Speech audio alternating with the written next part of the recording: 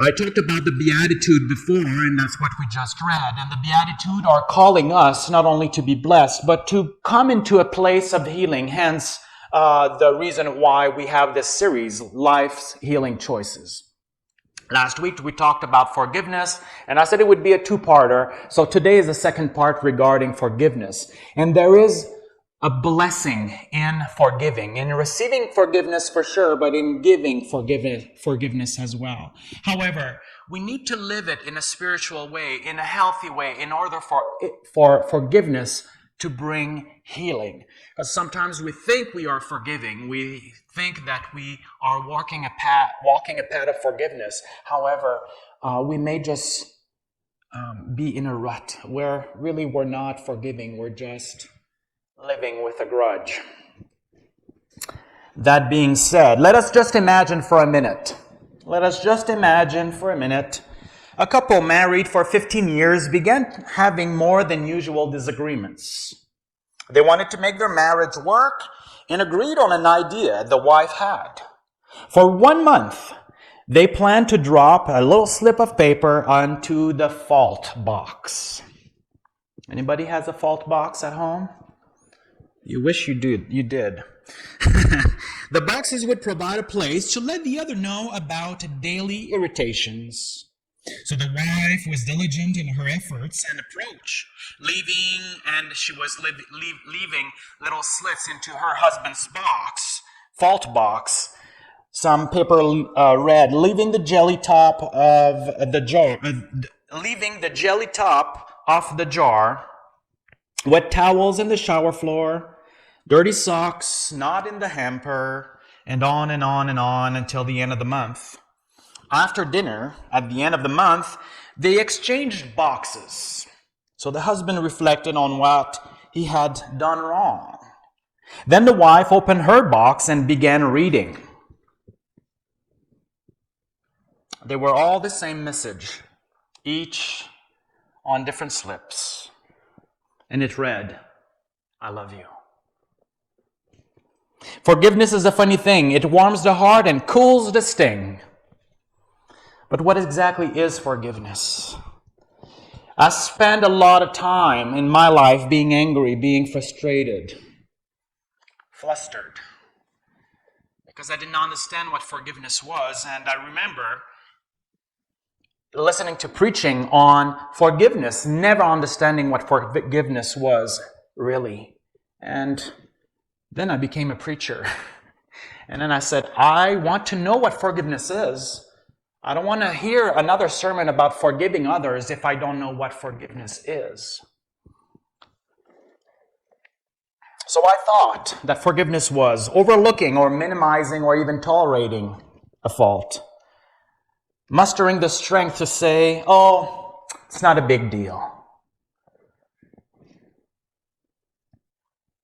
I thought that forgiveness was the willingness to never talk about the problem again.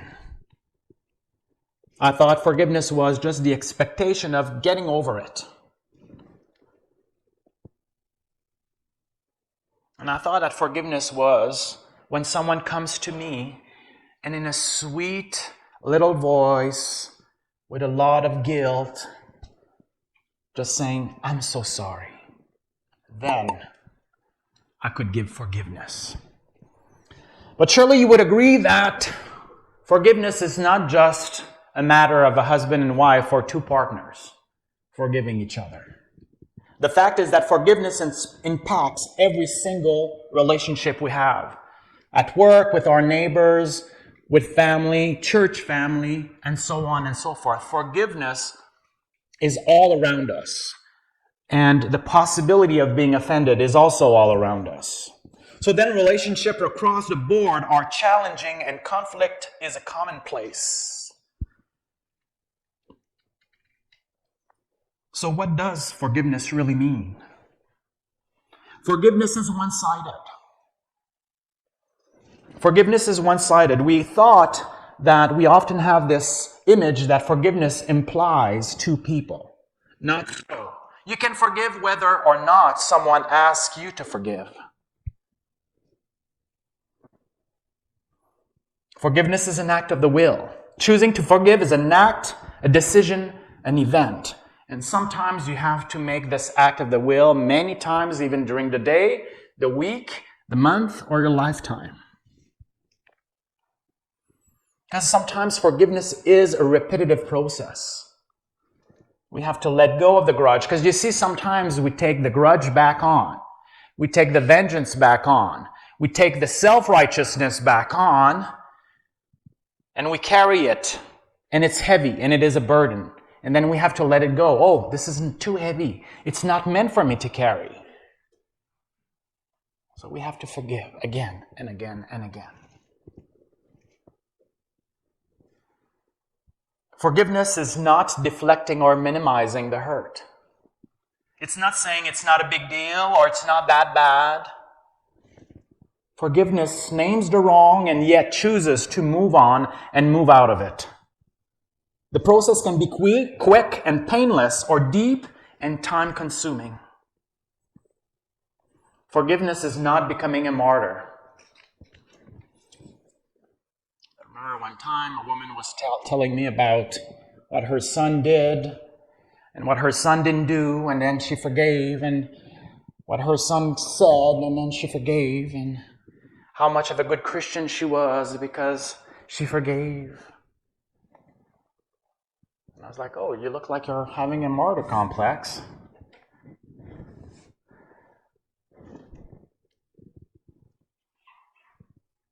Forgiveness is not letting the offender off the hook. Holding someone accountable for their action or lack of action is responsible and loving. What if you said to your children, whatever they did, and you said, oh, I'm loving and forgiving, so therefore there will be no consequences? It's not loving and caring to let someone off the hook. Just moving on is not the same as forgiveness. Forgiveness is not tolerating abuse, and that is a big one. That is a big one. Forgiveness is not tolerating abuse or bad behavior.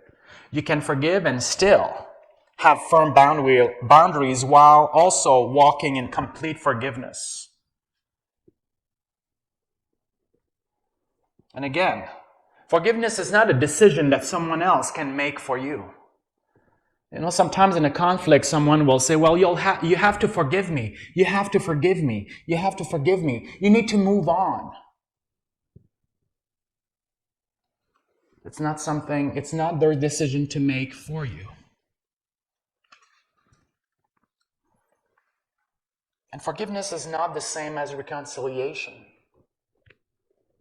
We talked about that last week, but there's a huge difference between the two. And this just might be the turning point, a key to understanding forgiveness and the role it plays. So then, forgiveness. Forgiveness is a blessed life. Because like I mentioned earlier, you're not carrying a burden that you're not meant to carry. It's not excusing somebody else's behavior, but it's setting you free. It does nothing to the other person, but it does everything to you. Again, this is a 2-part series. I could have made it a 4-part and still not even scratch the surface. Forgiveness is an act of pardoning an offender. In the Bible, the Greek word translated into forgiveness means literally to let go. Forgiveness literally means to let go. It's forgiving a debt. Forgive us our debt as we forgive our debtors. It's letting go of retribution. Letting go of what you owe me. We forgive others when we let go of resentment and give up any claim to be compensated for the hurt or loss we have suffered. You see, the Bible teaches in 1 Corinthians 13, love does not keep account of the injury. So forgiving is a loving thing to do, just like our guy in the beginning. I love you.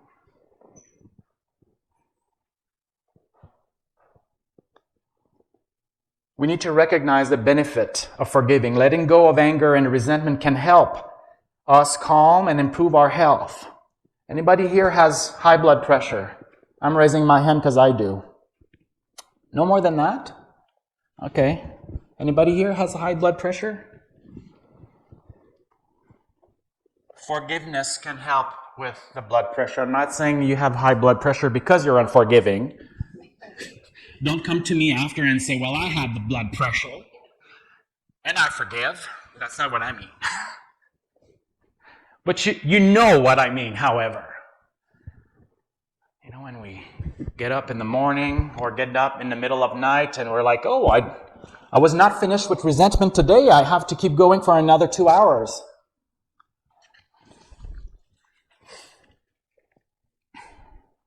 Now, this doesn't negate the fact that we do need to protect ourselves as well from people who make a habit of hurting us.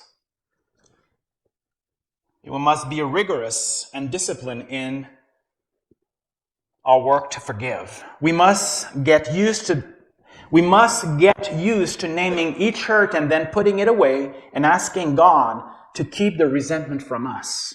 Because you see, the resentment we may harbor in our hearts, separates us from ourselves, from God, and from each other.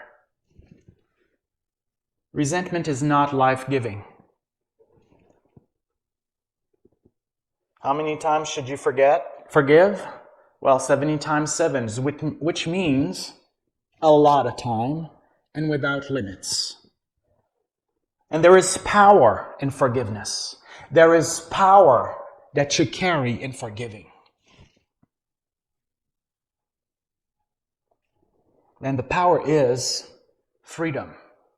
Furthermore, you feel lighter. Because you see, in unforgiveness, it's like you're having a little bullet around your ankle that you carry like this. And it slows you down and it tires you. But forgiveness is just having the key to unlock that little lock over there and leave the bullet on the floor and run away. Each time we forgive, it paves the way to the next time we need to forgive. The more we forgive, the better we are at it. Practicing the courage and patience of letting